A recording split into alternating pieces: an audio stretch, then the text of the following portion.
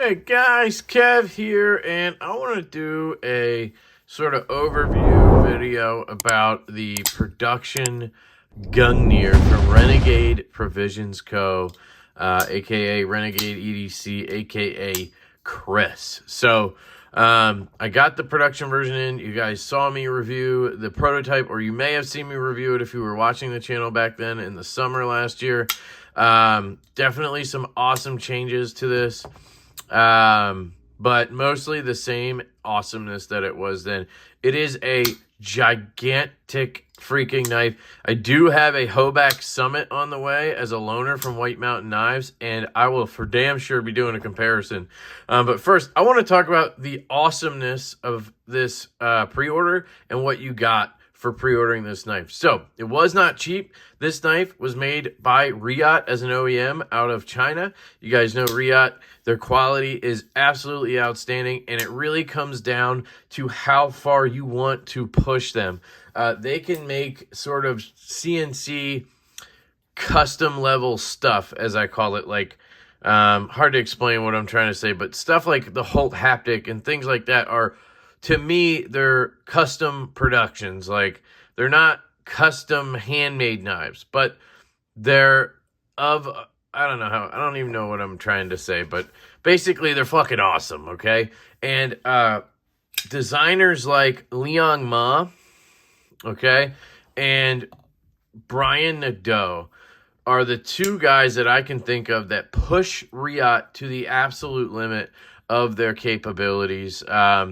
The chamfering on Brian Nadeau's knives, the implementation of his detent system, the just crispness of everything, and the way it's put together is just amazing. I handled one of his customs recently, and Riot gets very close to that level.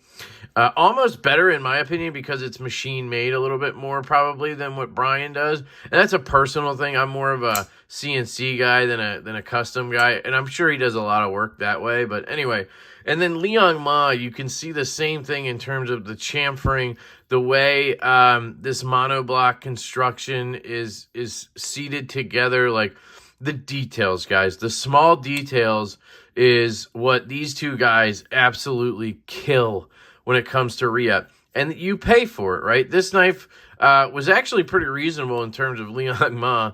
I think this was like oh man, I don't want to misspeak, but I think for the lefty, it was like $370 or something.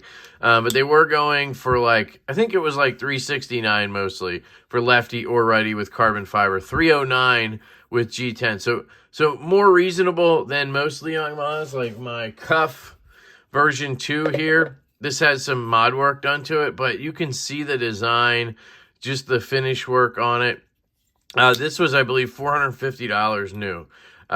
So you pay for it, right? This right here was $425 from Sharp by Design. It has this fat carbon inlay, which is absolutely just seamless. You can't even feel the transition, the pivots. You see how he has that pivot just kind of seat into that.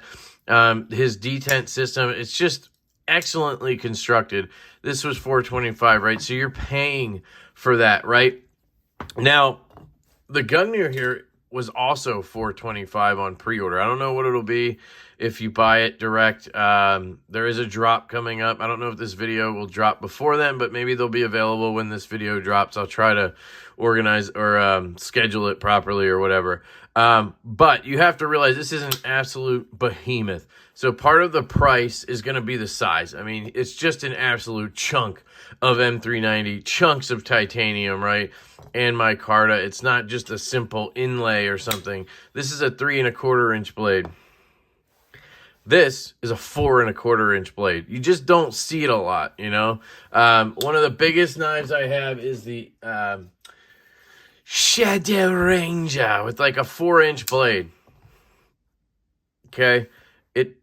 It's bigger than that. It's fatter than that. Like, but not in a bad way. It's just one of those things. It's hard to explain when you see it.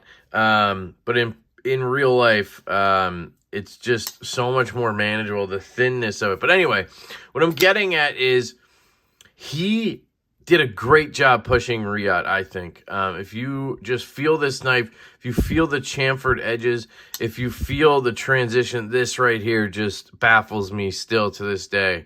I said this on the prototype. That finish work reminds me of this. It just reminds me of like how that is finished. You see that? It just has that Nadeau feeling to it up around here. You have this awesome pivot collar. This is one of the best inlays I've ever felt. That transition is imperceptible. Like, I can't even tell the difference between titanium and micarta. Like, that is crazy. Down here I can because it's not oiled up yet. Yet, you know what I mean? The thinness, it carries very well in pocket, to be honest. I carried this all day in basically slacks, and I had no issue. I walked a few miles with it in the pocket. No issue, guys. But back to my earlier point here. The 425, I think, is worth it, you know? I know that's a lot of money, guys. I know a lot of you are going to say, well, I got my Brian Brown Raptor for $350, right? I get that. That's a smaller knife, of course. That one also has great detail, so I would say the price of that, the difference has to do with, one, the sheer just magnitude of this knife. Normally, I would say having a small knife or a big knife, it doesn't matter. The price shouldn't be affected that much. But on a 4¼ inch blade, it is affected because it's just a huge chunk of steel, right? So you got to keep that in mind. And then you got to keep in mind, this was his first knife. So he has to, make money. He has to recoup some funds. He has to try to do new projects. Brian Brown is established. These other guys that you're going to compare this to are established, right? So that's just the way it is. It's the same argument we had with Jake Bearded Gear and his Avant, right? Why is it $300? It's the same materials as the micarta version of the F5, which is $200. Well, it's a brand new company and they're not ordering, 1,000 of them or whatever. So anyway, I didn't want to harp on price. It just tends to always come up. Anyway, I absolutely love the build quality is what I'm getting at, and it's worth the price tag. So keep that in mind. Now, for pre-order, you got this absolutely beautiful wool hank. I mean, seriously, when I heard it was going to be a wool hank from somebody, I was kind of like, I don't really want a wool hank. But I got it, and holy shit, this is one of the nicest feeling hanks I have. I mean, it is the nicest feeling hank I have on both sides. That's what's amazing about it. It's just got this, he uses the most high quality microfiber you can get, in my opinion.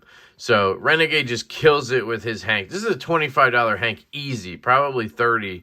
I don't know what they go for on his website, but so you get that with the pre-order.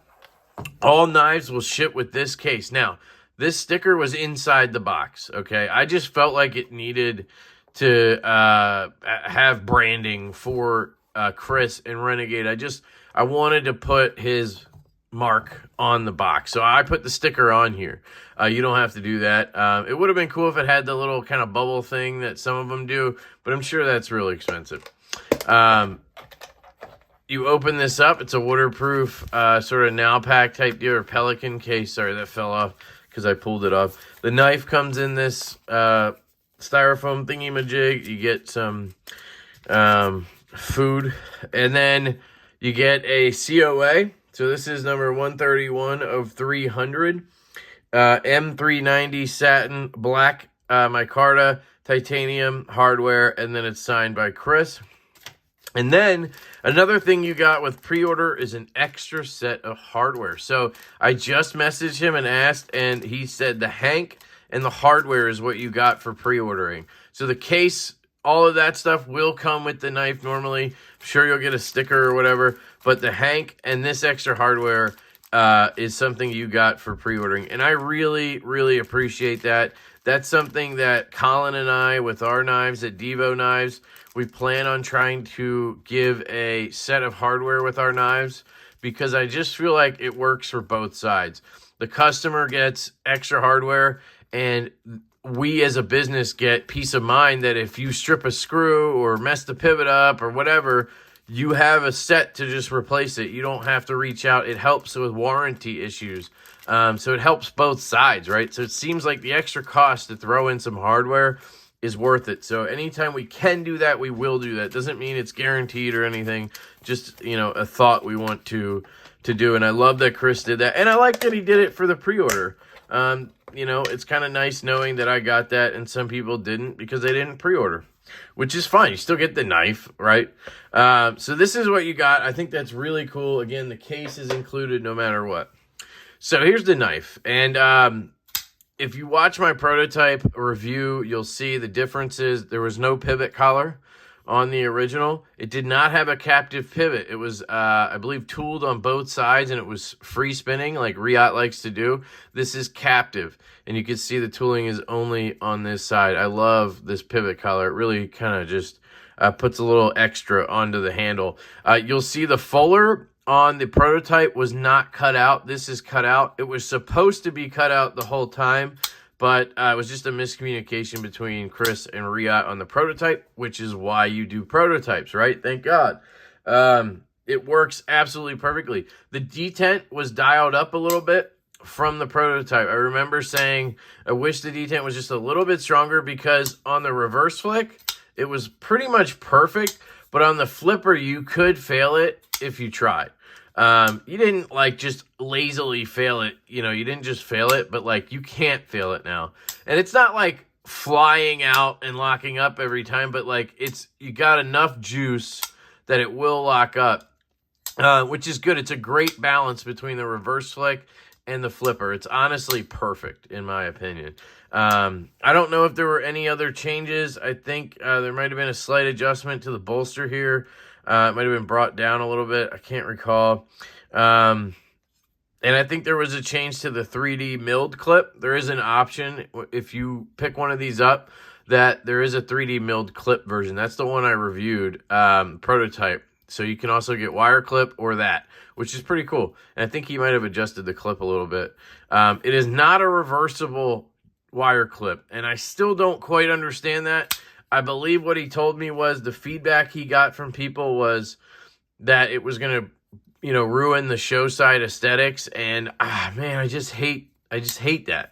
You know, Chris, I love you, man. And I think we've had this conversation a few times, but I just wish we had that reversible clip. I really don't think it messes up the aesthetics too much. I think that's why the wire clip is so popular, you know, because you basically end up with like this. You just have, you know, two lines and a screw. I just don't think that would have ruined the aesthetic too much. I think it would have fit right in, and the people who cared would have bought one anyway, but it's your design. I'm hoping maybe on the medium and the mini, you do the reversible one. That would be great.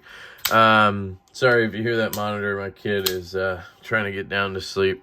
And she's throwing stuff out of her crib. Yeah, and then there's all T8 hardware. So I think I did a disassembly video on the prototype, and there was T6 under the scales to get it apart all the way. And now those are all T8. There may be something else I'm missing, but man, this thing is absolutely a tank. I've already had messages from people who pre-ordered one. And they're like, people who like big knives, and they're like, man, I got my Gungnir. It's ridiculously big, too big. Like, I'm not, you know, and then they sold it or whatever. I knew how big it was when I pre-ordered it, and I love it. I don't have many huge knives, right? I'm just not a huge knife guy. But this is one that I really wanted to have. Yes, part of it is I wanted to support a fellow dude in the community that I highly respect, right?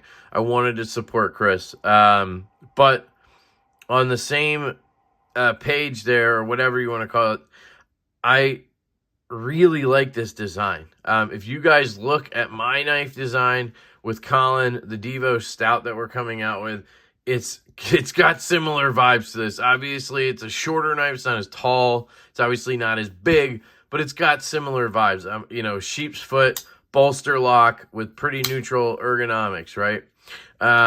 So I obviously like the aesthetic a lot, and it's so big and redonkulous that it makes me love it. You know what I mean?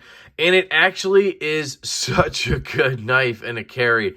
It honestly, it sounds so stupid to say this. It disappears in pocket.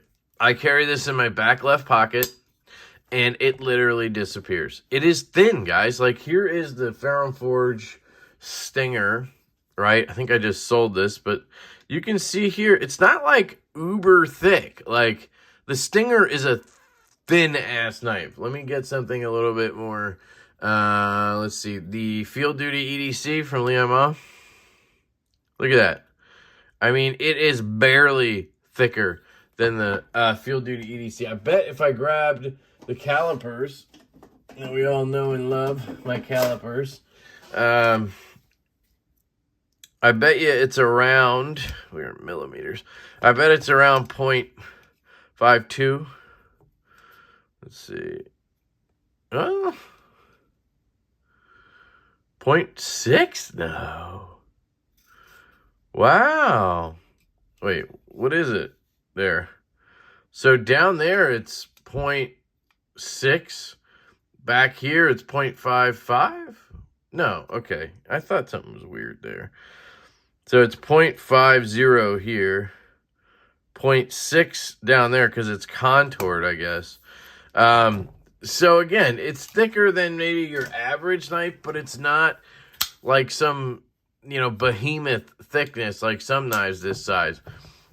It feels slim, to be honest, in my pocket. I thought it was slimmer than what I just said. I was assuming it was going to say 0.48, 0.49, something like that. That's what it feels like to me. It honestly, in pocket, feels thinner than this. So, I don't know. Maybe it's because this is thinner technically, but at, you know, the points where it's kind of on the sides, this is thinner than this. But in the center here where it swells out from the contouring, it's thicker. I don't know. Yeah. By the way, that also adds money having this sort of contour to it. If this was just straight flat, it would have been cheaper to make. And I like that it has that because in your hand, it feels comfortable. And this is coming from the guy whose knife is actually flat. The blade on this is the main reason I really loved it and wanted it. Well, that and the action, and the overall design, and Chris, and yeah, I just love it. So anyway, I love the blade though. Sheep's foot blade, and this hollow grind, guys, it rivals the Evo 2.0. So if that means anything to you, if you know me, this blade, this hollow grind rivals the Evo 2.0. It is so thin. It's just amazing how thin this is. It doesn't mean it's the thinnest knife behind the edge. It is a tall blade, and it has that deep hollow, so it's definitely thin.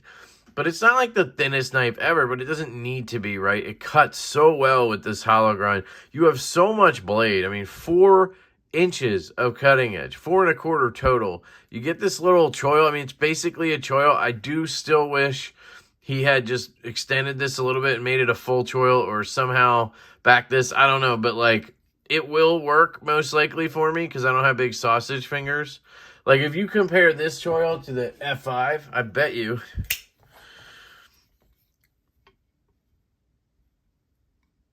yeah, it's about the same. Let me see if I can use these calipers again. Let's do it in millimeters because it doesn't really matter what the measurement is. It's just a matter of showing it. From the blade edge to, let's just say where it meets the scale is 13.7 on this guy. On this guy, from the blade edge to where it meets the scale, yeah, it's about the same, 13.7. It's just not, for the size of the knife, I guess it's not a huge choice. You can see there. Basically fits right in there. You do get a little more finger area here because you can do this, right?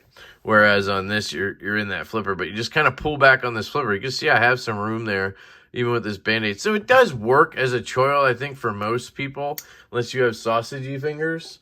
By the way, here's a size comparison for you. Bang, right? Can we fit 2 F5s in there? Let's see. See what that looks like. Back-to-back F5. It's like, it's crazy. This knife is huge, guys. I love it. I really do. I love it. Yeah, you know, it's just awesome. And then, talking about ergos, you can hold it anywhere. I mean, you have this grip back here which is probably my primary grip, right? This feels extremely comfortable in hand. And then you can land up here. You kind of hit this jimping here. I like that it's up here, but since he doesn't really advertise this as a choil, and maybe I'm wrong, maybe he does, I don't see why the jimping's up kind of in this Voxnez territory. I feel like that's odd. Unless you just have massive hands, maybe he does, and that's why his finger does land up here. I'm starting to think that's what it is. So you can grip it up here. You can grip it down here and use it as a freaking kukri and chop through freaking woods. Or you can climb up here and use it choked up. Then you have, obviously, a pinch grip if you want to do some kitchen work. You just, you know, it's great. It really is. Ergonomically, it's great. And then you have the action. I mentioned the detent earlier. The jimping on this flipper tab is just perfect. It's spread out enough. You can see some of my dead skin in there already. So it's definitely got a little bit of grip, but it's not getting smooth because of that skin like a Pena does. It's just very good, this flipper tab. The detent is dialed, and then you have the reverse flick. And man, you can flick it from up here if you want a little more detent. Closer you are to the pivot, stronger the detent feels. So you can flick it from down here, and it's a little bit softer. It's not soft. I don't think I could ever fail it. Nope. But it's going to be easier to flick out down there than it is up here, if that makes sense.